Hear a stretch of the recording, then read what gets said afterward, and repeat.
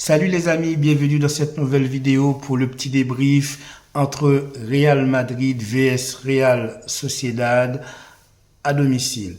Real Madrid a gagné ce match après beaucoup de difficultés. Nous allons en parler ensemble tout à l'heure.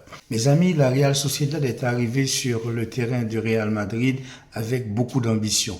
C'était une équipe qui avait envie de ne pas se laisser faire dans ce derby entre Real Madrid et Real Sociedad. Le match a commencé assez lentement pour Real Madrid. Pourquoi? Parce que tout simplement la Real Sociedad a décidé de mettre le paquet, a décidé de pas se laisser faire, a décidé de jouer un football très offensif, très rapide, beaucoup de vitesse, notamment avec l'apport sur le côté droit de Take Kubo qui jouait pied opposé et qui va poser d'énormes difficultés à Toni Kroos. Mais on connaît tous Real Madrid, on sait souvent que Real Madrid commence ses matchs des fois de manière diesel après pour monter en gamme. Mais cette fois-ci, le Real Sociedad ne va pas donner le choix à Real Madrid. La Real Sociedad va marcher littéralement sur Real Madrid. Dans les 5 premières minutes, Real va encaisser un premier but sur une action de Take Kubo qui va manger Kroos sur son côté et qui va faire un centre pour Barnechea qui va s'y prendre à 2 reprises pour marquer le premier but. Faute de main du gardien de Real Madrid qui aurait pu faire mieux. On voit bien que Courtois n'est pas là. Et à partir de là, le match va prendre une tournure assez spéciale. Ce qui va se passer, c'est que la Real Sociedad va continuer à attaquer, va continuer à avancer, va continuer à jouer son jeu. Les transmissions vont être de plus en plus rapides. Ils vont mettre de l'impact dans le jeu et Real Madrid va se faire littéralement bouffer quasiment pendant toute la première mi-temps. Notamment dans les 15 minutes du match, la Real Sociedad va marquer un deuxième but par Take Kubo. Take Kubo, son côté, va manger encore une seconde fois son vis-à-vis, son duel face à Toni Kroos et va mettre un crochet et va enrouler la balle. Petit filet opposé, deuxième but. Le but va être refusé malheureusement parce qu'il va y avoir un joueur du Real Sociedad qui est en position hors jeu et qui va faire écran. Ça va gêner Kepa et à cause de ça, donc le but va être refusé. Mais sinon, la Real Sociedad menait 2-0. Et là, je me suis dit, tiens, si Real Madrid continue à jouer de cette façon-là, Real Sociedad va marquer plusieurs buts. Cavaral a fait un match excellent, du début jusqu'à la fin. Il a été très bon, très rapide. Franchement, Cavaral, chapeau pour un joueur qui est aussi vieux, parce qu'il n'est pas très jeune, Cavaral. Ça fait longtemps qu'il joue au Real Madrid. Mais là, sur ce match-là, il a été très bon. Notamment, Cavaral aurait pu marquer un but sur une transversale de Jude Bellingham. Malheureusement pour lui, donc sa balle est passée à côté, mais il a été très bon. Il a apporté un apport offensif non négligeable sur son côté droit. Grâce à lui, les transmissions ont pu se faire, notamment toutes les balles qui passaient par Jude Bellingham, qui aurait pu également marquer un but. Très très bon match de Jude Bellingham.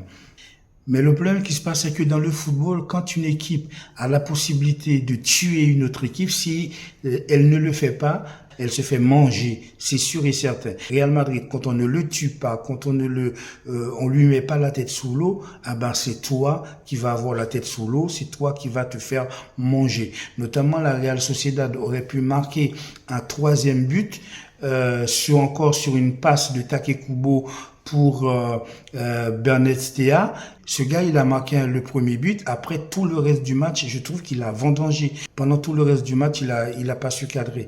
Et je ne sais pas comment il a fait pour marquer son premier but. Si c'était vraiment un joueur, si c'était vraiment un tueur, je pense qu'il aurait marqué au moins un triplé.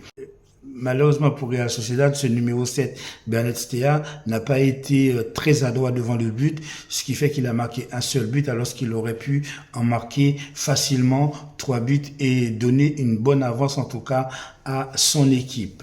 À la reprise, je me suis dit, je ne le cache pas, je suis supporter du FC Barcelone, le Real Madrid est en tête de la Liga, je me suis dit, ben tiens, si le Real Madrid perd ne serait-ce que 1-0, ça va nous permettre de reprendre vraiment la tête de la Liga. Mais connaissant de Real Madrid, au fond de moi, je sais très bien que cela ne va pas se produire. Je sais que Ancelotti, à la mi-temps, va forcément donner des consignes et le Real Madrid va se reprendre. Et ça ne va pas se manquer. Et cela ne va pas manquer. Dès la reprise, Real Madrid va muscler son jeu. Et sur une action de Fran Garcia, Federico Valverde va marquer un but dans les 2-3 premières minutes de la mi-temps, de la seconde mi-temps. Et là, je me suis dit, ça y est, c'est fini. Les carottes sont cuites. Les carottes sont cuites. Et effectivement, ça n'a pas loupé. Real Madrid a commencé à jouer au football. Jude Bellingham a décidé de monter un cran plus haut. Et Tchouaméni également dans le milieu central a été très très bon dans les transitions, dans le pressing. Après avoir mené 1-0 pendant toute la première mi-temps et s'est fait remonter dans les 2 minutes de la deuxième mi-temps, la Real Sociedad commence à prendre peur et a décidé de ne plus attaquer. D'autant plus que Take Kubo, qui était le moteur de cette équipe, a commencé à baisser, tout simplement parce que il a commencé à se fatiguer. Les joueurs du Real Sociedad se sont mis à faire des passes à 10 sans vraiment apporter le danger vers le Real Madrid. Et là, je me suis dit, tiens, c'est bizarre que le Real Madrid ne touche quasiment pas le ballon pendant 3 minutes. Je connais la force du pressing de cette équipe. Et quand on regarde bien, on voit que le Real Madrid fait le dos rond, attend les bonnes occasions, attend les bons moments pour attaquer. C'est ainsi que la Real Sociedad s'est fait endormir par le Real Madrid à force de rester, d'avoir peur. Du coup, la physionomie du match a littéralement changé et sur une action qui va venir du côté de Fran Garcia, qui va centrer et Rosselló ne va pas se poser de questions. Rosselló va mettre un coup de tête décroisé et le Real Madrid va marquer son deuxième but. Très bon match de Rudiger. J'ai trouvé vraiment qu'il imposait de par sa prestance, de par sa carrure, de par sa force physique. Il impose le respect pour un défenseur. C'est toujours agréable d'avoir un gars qui inspire la confiance. Et Rudiger, franchement, sur sa ligne défensive, personne ne lui fait peur.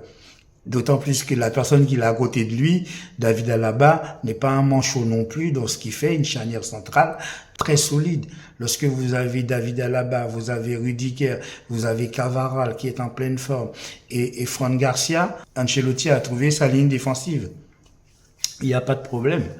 Et puis, au milieu de terrain aussi, s'il vous plaît, il y a du monde. Au milieu de terrain, que ce soit Valverde, vous avez Jude Bellingham, Tchouaméni, bon match.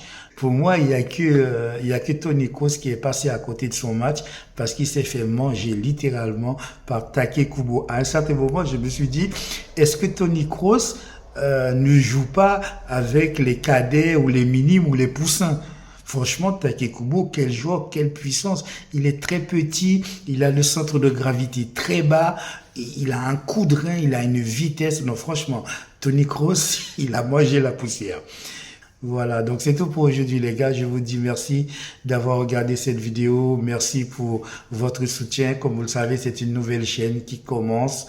Je n'ai pas beaucoup d'abonnés. Vous qui venez sur ma chaîne pour regarder une vidéo, n'hésitez pas à vous abonner en cliquant sur abonnement et sur la petite cloche de notification pour avoir mes nouvelles vidéos. Je vous remercie beaucoup pour vos soutiens. Je vous dis à bientôt. Ciao, ciao!